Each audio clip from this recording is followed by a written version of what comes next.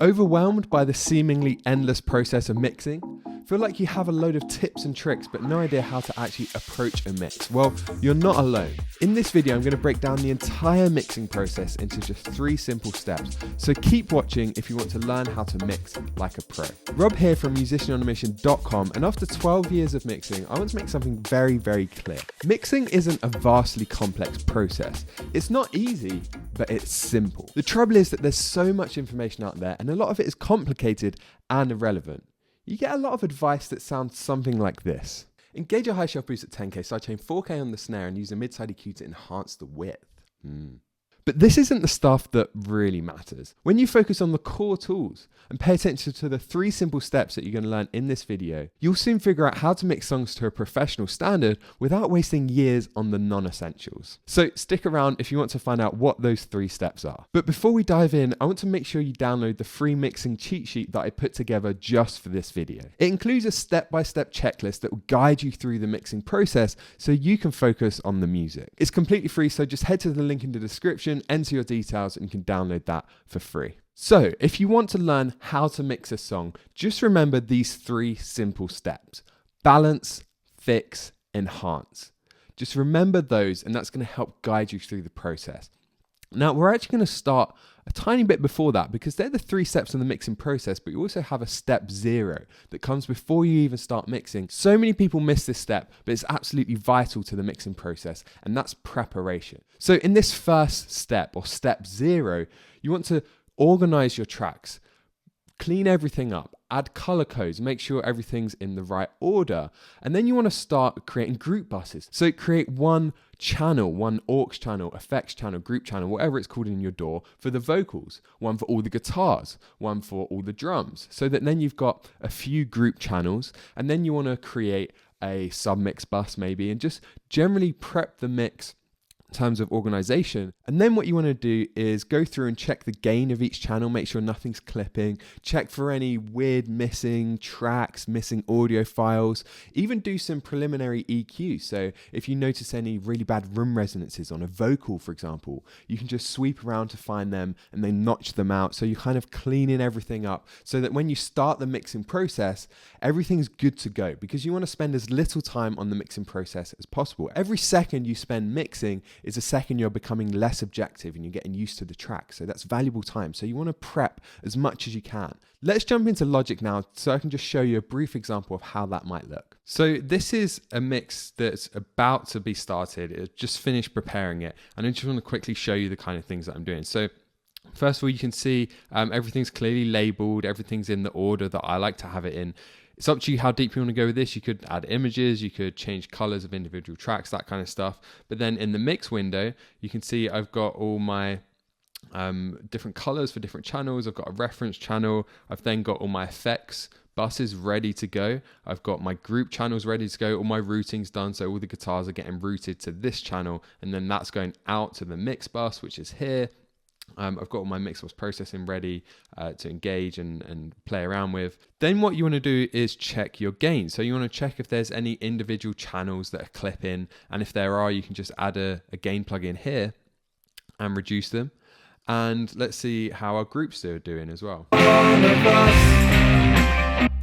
Okay, so we're clipping here, so that means we need to reduce the gain on the groups as well. So we can just cut this by a few dB, and I can just copy this onto all of them, and now we should have plenty of headroom. Cool. And once you've checked your gain, the next step is to go through, listen to each individual channel and see if there's any frequencies, ugly room resonances that you want to remove from stuff in solo, because everything we're doing now we want to do in solo. Once we're in the mix, we want to avoid that solo button. But to save time now, on the vocal, for example, I can actually go through and find problem frequencies. So here I just found some room resonances that I just wanted to notch out, and I did that in solo by just boosting and sweeping around to find them. And you can do that as part of the prep process too. So once you finish preparing your mix, and please don't skip that process because it's so vital, you're ready to jump into the next step, which is the balance. And this is another crucial phase that people skip ahead because you want to get to the fun stuff like EQ and compression and using plugins. But this is where 80% of the mix comes from, if not more. So you want to spend a lot of time on this. And this is just volume balancing every channel. So setting the instrument levels in the mix. You bring up the most important thing first, like the vocal. Set that to 0 and then start bringing in everything around it. Bring up the faders one by one in order of importance. So then maybe you bring in the guitars and then the snare, and then you bring in the drums and then the bass, and you're bringing everything in one by one. And then you want to spend 10, 20, 30 minutes or more, depending on the size of the project, just adjusting the levels and making sure everything's at the perfect level before you move on to EQ, compression, that kind of stuff, because it's so important to set a good foundation now. You're going to have to come back and readdress this as you're mixing, but you want to set this solid foundation. So I'm going to jump back into Logic now to show you the best way to approach the volume balance and setting instrument levels. So the next step is to balance, and the way I recommend you do this is first of all drop all of your channels, so I can select all of them, pull them all down to 0. So let's start with the vocals. This is the actual vocal channel itself, and then I've got that going through a bus. So we're going to set both of them to 0. All of us. And then we can bring in things in order of importance. So then we'll probably want to bring all the backing vocals up. All of us. And then we'll probably want to bring the guitars up, so we can grab them. All of us. From dust. And then we'll probably want the drums, so we can pull them up. All of us.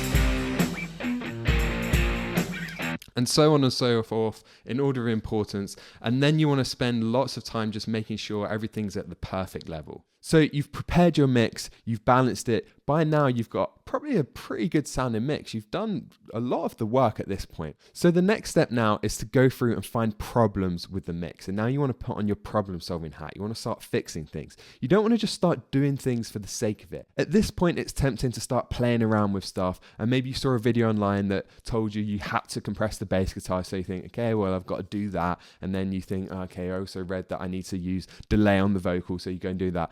But that's not the way you want to approach mixing. Instead, you want to approach it with a problem-solving mindset. You want to have an intention with everything you do. You want to be reactive to what the mix is telling you. So you sit down after doing the balance, go and have a break, come back and start listening for problems in the mix.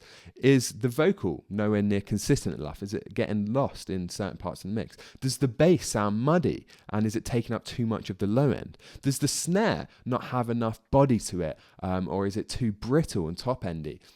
You want to start thinking through the mix in terms of problems that need addressing. And when you're thinking about this, you want to start with big problems first. You want to start with mix bus processing, for example, where you say, well, the whole mix is sounding a little bit dull. So I'm just going to add a very slight 1 dB top end boost on the mix bus itself. So we're doing these big broad sweeps. You're starting with big problems. And then gradually we work towards these smaller problems. For example, the snare, you might hear that it's got a bit too much energy around 2K, and that's interfering with the vocals. So then you'll get into these really small problems. So that's step 2, is just fix. And I'm going to jump into Logic now to show you an example of how this would look. So I just want to show you some examples of fixing in the mix. And most of these plugins, most of what's going on here is actually just fixing. And you'll see that there's not a whole lot going on individual channels. Got some compression there, lots going on the vocal bus, and some effects here, just some heavy reverb effects. But mostly it's all happening on the group buses. And this is where I'll do most of my processing. So let's look at something like the guitars. So here, with this EQ, my main focus is first problem solving. So removing low end and all this muddiness that we don't really need. Bringing out the aggression in the upper mids, because the guitars weren't really poking through the mix enough and giving it that upper mid presence that I wanted. And then pulling the highs, because that was just kind of taking up space in the top end that I didn't really need. And then here, these cuts are because the guitars were really interfering with the vocal. And they weren't helping the vocal to come through. They were battling in this space. So it's all problem solving. Let's just solo that. So this is without any EQ.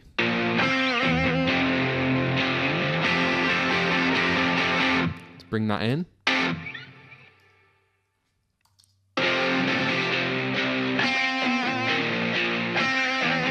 So in solo, they actually sound worse, you could argue. But now let's listen in the context of the mix. So this is without.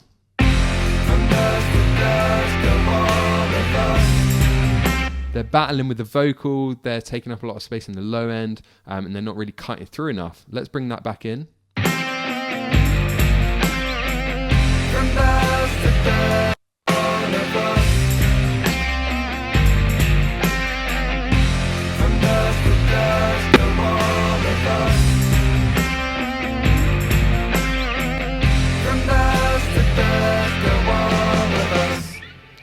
So that's just an example of problem solving, and that's what most of the mix is going to be. And then you're ready to move on to step 3, which is to enhance the music. Because by now you've got a track that sounds good.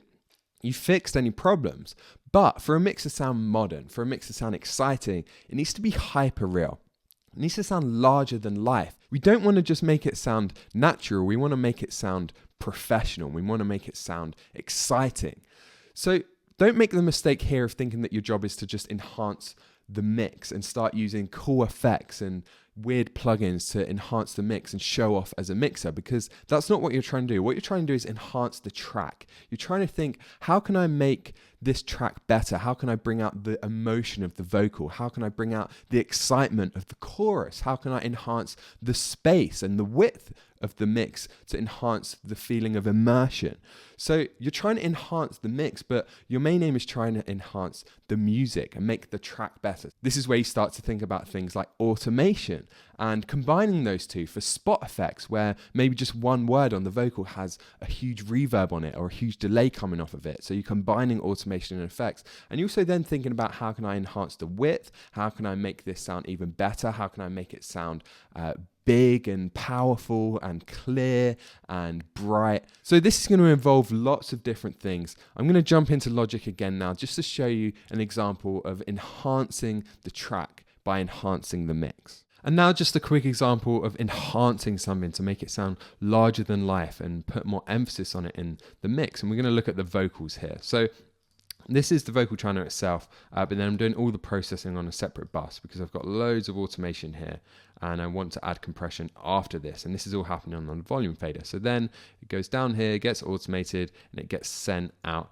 to this channel, which is where a lot of my processing is. So let's listen to the dry vocal mixed after the problem solving period, but let's just bypass all of the effects this time. So this is just the dry vocal. The sun, it shines down below. Let's listen in the mix. The sun, it shines down below. Okay, so it sounds good, but it's kind of boring.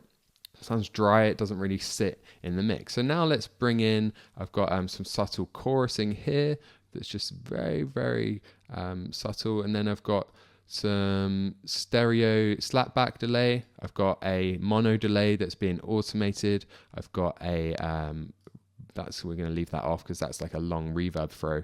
And then I've got a bit of reverb on the vocal as well. So now let's listen. The sun, it shines down below, down below, down below. So very different.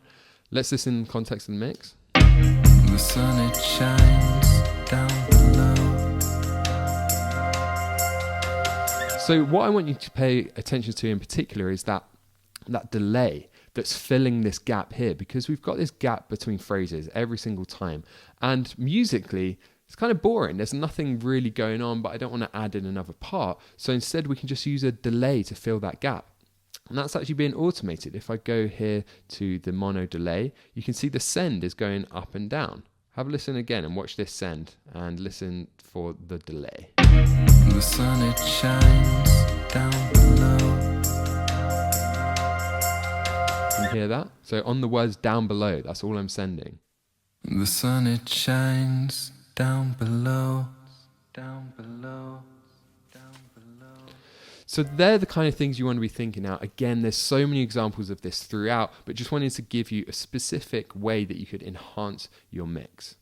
So that's it. 3 steps. Step 0, which you can't forget, is to prepare the mix. But then when you start the mixing process, step 1 is to balance the mix, set the instrument level. Step 2 is to fix problem solve and start big and end small. And then step 3 is to enhance the music, enhance the track itself, and make the mix sound larger than life. So just follow that process whenever you're mixing.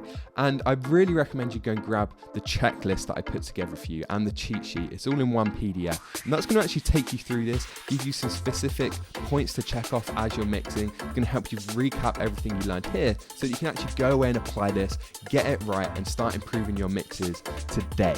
So make sure you download that. It's completely free. Go to the link in the description. I'm Rob from musicianonamission.com, and I'll see you next week.